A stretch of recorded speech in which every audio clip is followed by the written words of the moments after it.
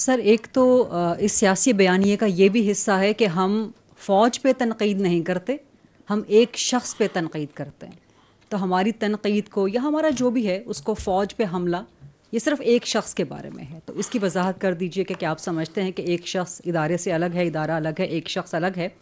दूसरा, आपने कहा कि ये नेशनल सिक्योरिटी थ्रेट बन चुका है। This is a huge thing, this is know small thing कि अगर कोई बयानिया कौमी सलामती के लिए ख़तरा बन जाए। तो वो बयानिया कहाँ से आ रहा है? मुलाकातों के बाद आ रहा है। तो क्या मुलाकातों पे ब्लैंकेट बैन लगना चाहिए? आप क्या समझते हैं? और फिर वो फैल रहा है जिस तरह आपने बताया, सोशल मीडिया के ज़रिए। तो जो फैला रहे हैं, क्या उन पर पाबंदी लगनी चाहिए? क्या पीटीआई का, इमरान खान का, दीगर के सोशल मीडिया अकाउंट्स बंद होने चाहिए? और गवर्नर राज के भी बारे में ज़रा कुछ बता दीजिएगा। आपने 4 सवाल कर दिए at the cost of many of your colleagues.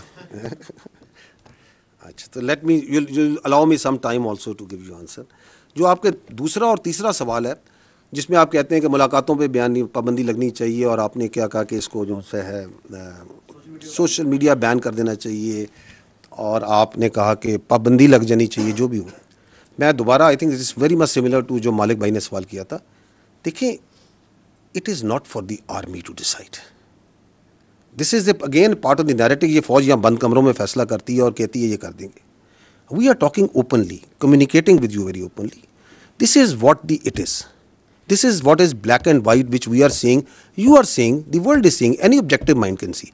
अब इस पर क्या करना है, वो हुकूमत के पास बहुत से अदारे हैं, बहुत से टूल्स हैं, बहुत आइन है, आइन आपको सारी प्रोटेक्शन प्रोवाइड करता है। क्योंकि मैंने आपको बताया कि आइन जो है, मैंने आइन से कह रहा हूँ, आर्टिकल 17 क्या कहता है, वहाँ पे freedom of association political parties का लिखा है। वहाँ पे अगर हम उसकी प्लेन रीडिंग करते हैं, I am no legal jurist, I have nothing, मैं उसकी प्लेन रीडिंग बता रहा हूँ।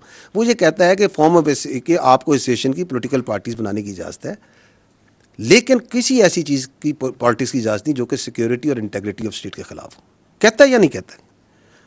फ्रीडम ऑफ एक्सप्रेशन के नीचे बात करते हैं। फ्रीडम ऑफ एक्सप्रेशन भी मैंने बताया कि उसके ऊपर आइन आर्टिकल 19 क्या कहता है। आर्टिकल 63 को पढ़ लें, वो कहता है कि पार्लियामेंट का जो मेंबर होगा उसके अंदर क्या क्या क्वालिटीज़ होंगी, क्या क्या उसकी चीज़ें होंगी, वाज़ेह है ना। तो हम ये we understand, we are also a product of this constitution. हम 243, 244, 245 का प्रोडक्ट है। So we are also extension out of that constitution. तो that constitution provides its institutions also the right कि ये काम हो रहा है आपकी फ़ौज के ख़िलाफ़। ये आपकी भी फ़ौज है ना, मेरी फ़ौज तो नहीं है, आप सबकी भी फ़ौज है। आपके ख़िलाफ़ झूठा, जहरीला, घटिया किस्म का बयानिया बनाया जाता है, तवातर से बनाया जाता है, तो स्टेट विल डू समथिंग। वो क्या करती है, मैंने पहले कहा स्टेट इज़ लार्जर, माँ भी है, बाप भी है, रियासत फैसला करेगी। So we are not into that, we are not discussing here. जो आपने ये कहा कि जी, जो आपकी कहा कि वो ये कहते हैं कि हम फ़ौज के ख़िलाफ़ नहीं हैं, हम फ़र्द वाहिद के ख़िलाफ़ हैं। फौज क्या है? What is an army? Army comprises of individuals. It is an hierarchical body. It's a merit-based body based on a hierarchy. ये हेरिडिटरी नहीं है कि बाप के बाद बेटा, बेटे के बाद बाप। ये एक मेरिट बेस्ड सिस्टम से चलती है, और उस मेरिट बेस्ड सिस्टम में जो हमारा डिसिप्लिन है, हमारी जो इंटरनल अकाउंटेबिलिटी है, हमारी जो कल्चर है, उसने इसकी स्ट्रेंथ है। So it can not happen कि ये जो नैरेटिव आपको चलाते हैं, हमारा जो चीफ ऑफ आर्मी स्टाफ होते हैं, हमारे जो कमांडर्स होते हैं, उनके इशारों पे, उनके हुक्म के ऊपर आपका बच्चा, अपना सोल्जर अपनी जान देता है या नहीं देता? मुझे बताएं, देता है या नहीं देता? ये आपके सामने मार्का हक की पूरी जंग है, इसका आर्किटेक्ट कौन था? इसको किसने लड़वाया? फील्ड मार्शल सैयद आसिम मुनीर ने लड़ाया ना, लड़वाया या नहीं लड़ाया? पाकिस्तान नहीं कहता, दुनिया कहती है। तो आप ये कहते हैं कि जो हिंदुस्तान के आगे आंखें डाल के खड़ा है, जो ख्वारिज के आगे, किसने पहली बार मुझे बताएं, इस फौज में मेरी भी 30 साल ज़्यादा नौकरी हो गई है, जो क्लैरिटी आज फौज के आर्मी चीफ ने, फील्ड मार्शल ने इन ख्वारिज के खिलाफ दी है, वो आज तक किसी ने दी है कि इनका दायरा इस्लाम से खारिज है? ये किसने बताया? Who was the one? कि इनका दीन इस्लाम से कोई ताल्लुक नहीं है। This is the perverted interpretation of Islam. Who is standing against them? किसने ये कंफ्यूजन दूर की? You attack that person, you belittle and you try to ridicule and you try to make stories about the head of the armed forces, who is now the chief of defense forces, and you think that you can get away with such sort of lines. You cannot. We are one entity. ये पता नहीं लोगों के जहन में कौन सी बीमारी या सोच ये डालना चाहते हैं कि ये पाकिस्तान की फौज और पाकिस्तान के अवाम के दरमियान दरार डाल सकेंगे। डाल ही नहीं सकते। 6.25 लाख की ये फौज है। मैं अभी फौज की बात कर लेता हूँ, आप इसमें एयरफोर्स नेवी शामिल कर लें। ये कहाँ से आते हैं इस फौज के अफसर, इस नेवी की एयरफोर्स के अफसर? ये कोई एलीट क्लास से आते हैं? मेरी बहन, ये मिडिल क्लास और लोअर मिडिल क्लास से आते हैं।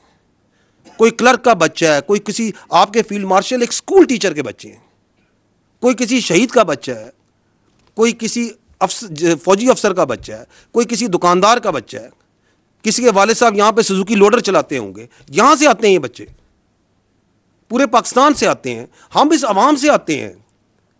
आप हमारे और आपके दरमियान ये अपनी सियासत से फर्क डाल सकता है? कभी भी नहीं डाल सकता। It is not in the DNA and genetics of this army. इसका बाप भी नहीं डाल सकता, ये कुछ भी कर ले। और आपके ख्याल में ये जो हमारा सोल्जर है और हमारा अफसर है, इसका रिश्ता कोई क्लर्क और बाबू का रिश्ता होता है? ये ऐसे होता है, ऐसे। What is the business of any army in the world? जान देना और जान लेना। This is our main business. इसमें अफसर और जवान ऐसे होते हैं, हमने एक जनाजे इकट्ठे उठाने होते हैं, हमने जाने देनी होती है और लेनी भी इकट्ठी होती हैं। ये उसमें दरार डालने का सोच रहे हैं।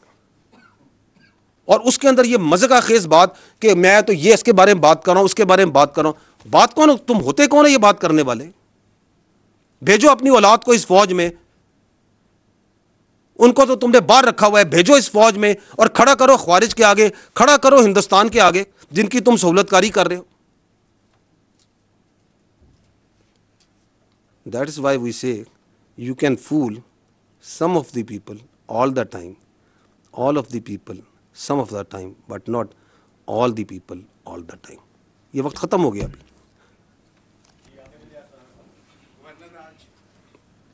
गवर्नर राज, गवर्नमेंट का फैसला, गवर्नमेंट समझेगी, nothing to do with the army.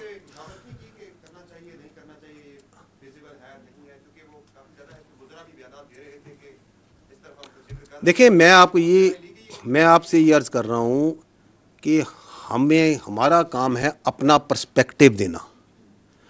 Are perspective on counter terrorism जो वहाँ पे है वो एब्सोल्युटली लोगों को क्लियर है। मैं आपको इसकी मिसाल देता हूँ। आप काइंडली अगर इधर वो नेशनल एक्शन प्लान की मैंने स्लाइड रखवाई थी, वो ज़रा चलवा दें। ये देखिएगा, ये है एक agreed document. These are the 14 points of the revised national action plan. Is this not an agreed document of all the political parties? ये है ना कि दहशतगर्दी से अगर आपने छुटकारा हासिल करना है तो आपने ये 14 काम करने।